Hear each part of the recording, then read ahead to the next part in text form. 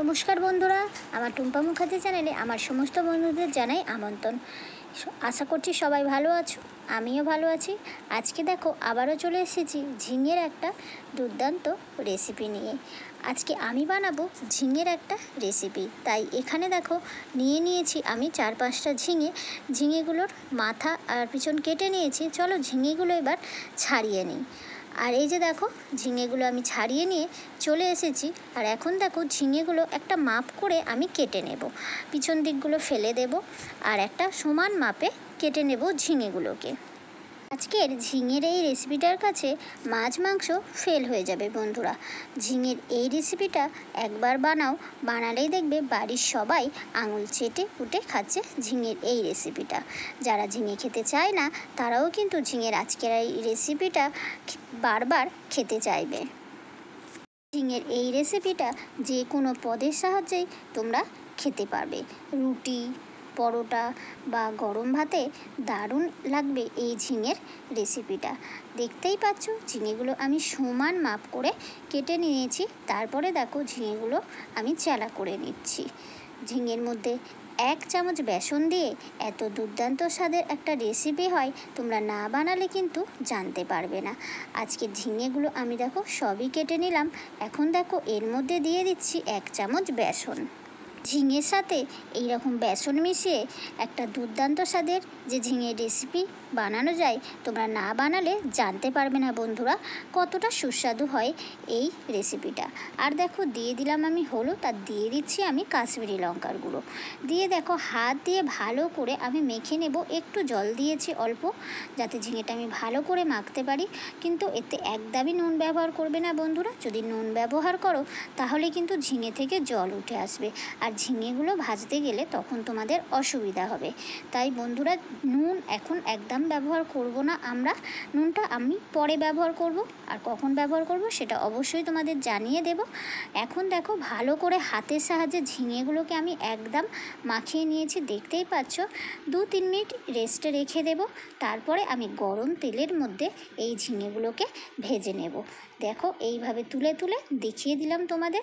একটা ঝিঙে যেভাবে তুলেছি মশলা নিয়ে, সেইভাবে প্রত্যেকটা ঝিঙে তুলে গরম তেলের মধ্যে ভেজে নেব। যে দেখতে পাচ্ছ কড়ার মধ্যে আমি দিয়ে দিয়েছি সাদা তেল, আর তেলের মধ্যে দিয়ে দিচ্ছি আমি ওই যে ঝিঙেগুলো যেগুলো বেসন আর মশলা দিয়ে মেখে রেখেছিলাম। মশলা তো আমি বেশি কিছু নেইনি, তোমরা দেখেছো। হলুদ আর নিয়েছি কাশ্মীরি লঙ্কার গুঁড়ো, আর নিয়েছি বেসন, ব্যাস আর কিছু নয়। হ্যাঁ বন্ধুরা, এই ঝিঙেটা ভাজতে গেলে গ্যাসটা কিন্তু তোমাদের মিডিয়াম আঁচে রাখতে হবে। লো আঁচে রেখে ভাজতে গেলে তাহলে কিন্তু ঝিঙে থেকে তেল উঠে আসবে। যতক্ষণ ঝিঙেগুলো ভাজা হচ্ছে ততক্ষণে এদিকে দেখো আমি একটা মশলা বানিয়ে নিচ্ছি। এখানে দেখো নিয়ে নিলাম 1 চামচ জিরে, সাদা জিরে নিয়েছি, সাদা তিল 1 চামচ, আর নিয়েছি 4-5টা লঙ্কা, আর নিয়েছি আমি আদা 1 গাঁট মতো ছোট ছোট করে কেটে, আর নিলাম 2 চামচ দই। এটা একটা সুন্দর পেস্ট করে মশলা বানিয়ে নেব। আর এইদিকে দেখো মশলাটা নিতে নিতে আমার ঝিঙেগুলোও খুব সুন্দর কিন্তু ভাজা হয়ে যাচ্ছে। আর একদম কিন্তু আঁচ কমিয়ে ঝিঙে ভাজা যাবে না, তাহলে কিন্তু ঝিঙে থেকে জল উঠে আসবে। আর আবার লো আঁচেও ভাজা যাবে না, মিডিয়াম আঁচে ঝিঙেগুলোকে লাল লাল করে দেখো আমি সব ভেজে নিয়েছি।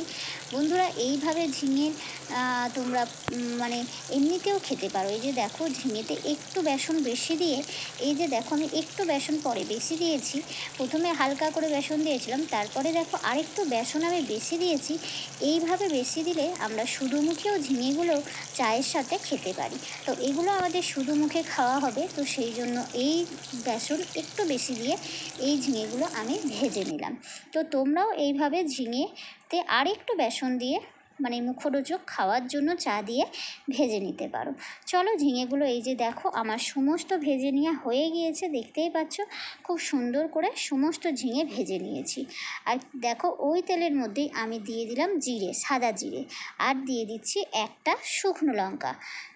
ব্যাস এই হচ্ছে আমার ফোড়ন, আর বেশি কিছু আমি ফোড়নে দেব না। এই ফোড়নের মধ্যেই দিয়ে দিচ্ছি আমি যে মশলাটা করেছিলাম, দই, জিরে, আদা, কাঁচা লঙ্কা আর সাদা তিলের সেই মশলাটা। এখন দেখো আমি দিয়ে দিলাম ওই গরম তেলের ফোড়নের মধ্যে।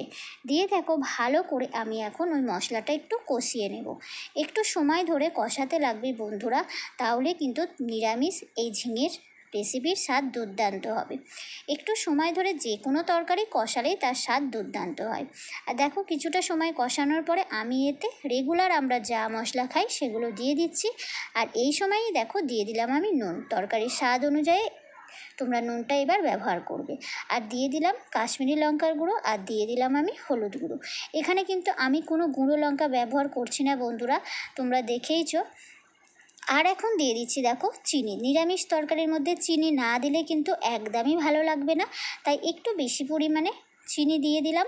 আর দিয়েছি হলুদ গুঁড়ো আর কাশ্মীরি লঙ্কার গুঁড়ো। আর এখন দেখো আবারও দিয়ে দিলাম 4-5টা লঙ্কাগুলো দিয়ে ভালো করে আমি নাড়িয়ে দিচ্ছি। আর এখানে আমি গুঁড়ো লঙ্কা একদমই ব্যবহার করিনি, আমি যেহেতু 4-5টা লঙ্কা দিয়ে আগেই মশলাটা করেছিলাম, তাই এই লঙ্কাগুলো গোটাই রাখলাম।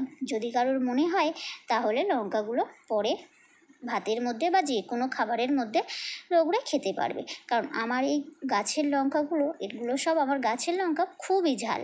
আর এখন দেখো মশলাটা আবার কিছুটা কষিয়ে নিয়ে যে থালায় আমি ঝিঙেগুলো মাখিয়েছিলাম না, সেই থালাতেই ছিল বেসন লেগে আর বাকি মশলাগুলো লেগে, তাই সেই থালা ধুয়েই জলটা আমি দিয়ে দিলাম।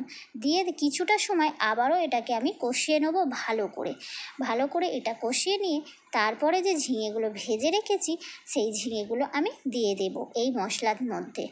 একটু সময় ধরে কষাতে হবে। দেখতেই পাচ্ছ কতটা সুন্দর তেল ছাড়ছে এই কষানো থেকে। যতটা সুন্দর সময় লাগবে একটু কষাতে, ততটা সুন্দর কিন্তু তেলও ছাড়বে এই মশলা থেকে। বন্ধুরা, সময় ধরে রান্না করলে যে কোনো রান্নাই কিন্তু খুব সুস্বাদু হয়। তো নিরামিষ এই রকম রান্না তোমরা যদি কেউ না বানিয়ে থাকো ঝিঙে দিয়ে, তো অবশ্যই এইভাবে একবার বানিয়ে খেও বন্ধুরা। আশা করছি তোমাদেরও খুব ভালো লাগবে।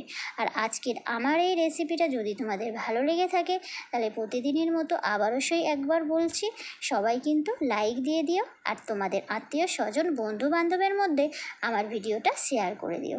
আর দেখেছো কতটা সুন্দর মশলাটা কষার পরে আমি যে ঝিঙেগুলো ভেজে রেখেছিলাম সেই সমস্ত ঝিঙেগুলো সব আমি দিয়ে দিলাম এই মশলার মধ্যে।